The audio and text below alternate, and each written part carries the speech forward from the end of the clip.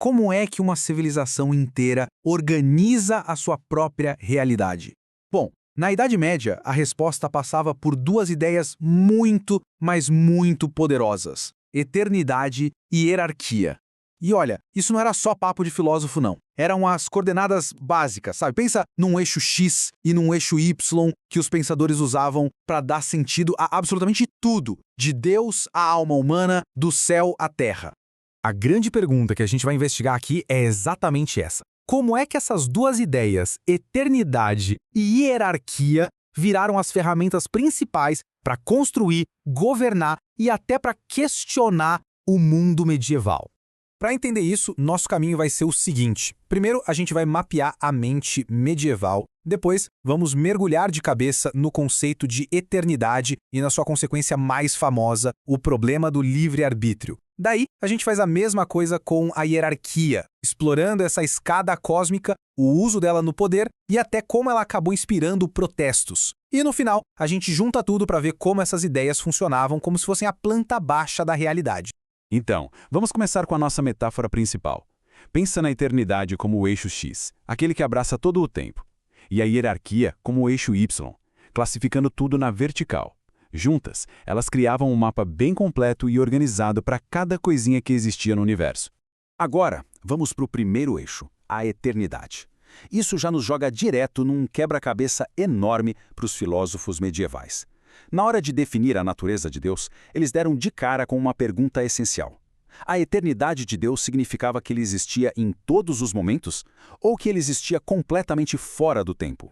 E aqui os pensadores da época fizeram uma distinção que é fundamental.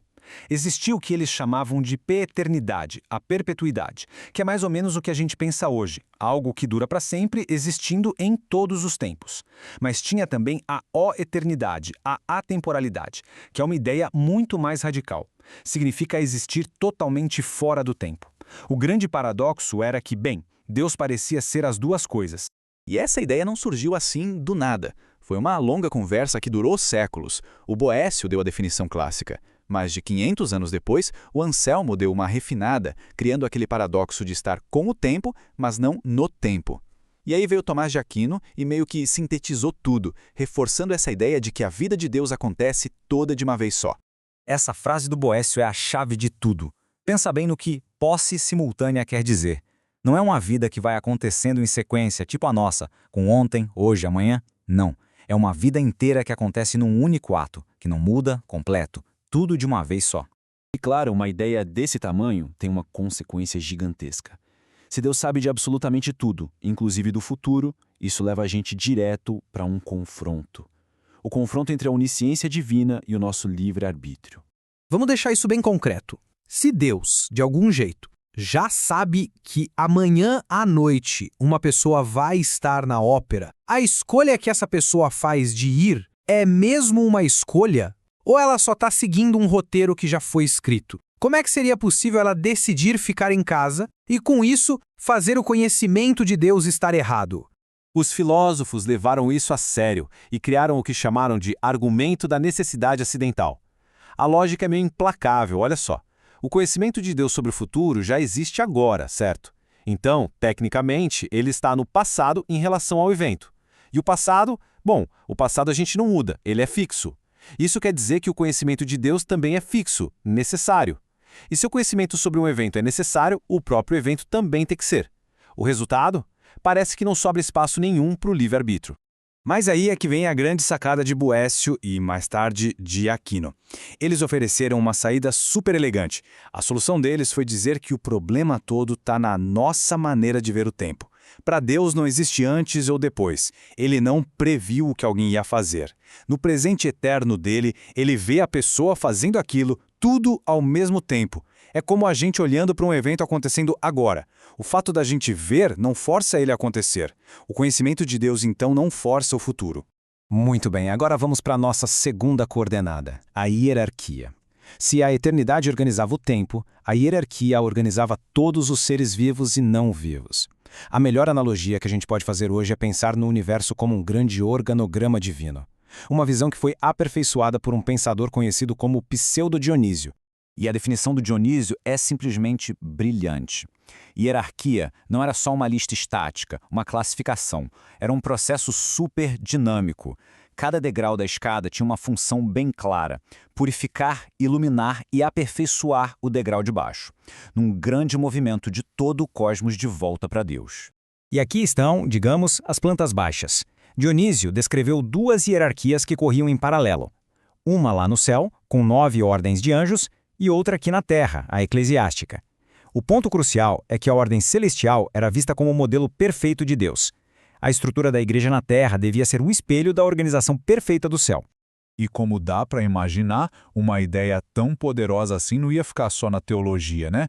Vamos ver agora como esse conceito de hierarquia divina virou uma ferramenta bem real para impor autoridade tanto política quanto religiosa aqui na Terra. A gente vê exemplos bem concretos disso ao longo dos séculos. Lá no século IX, um arcebispo usou essa lógica para justificar seu poder sobre outro bispo.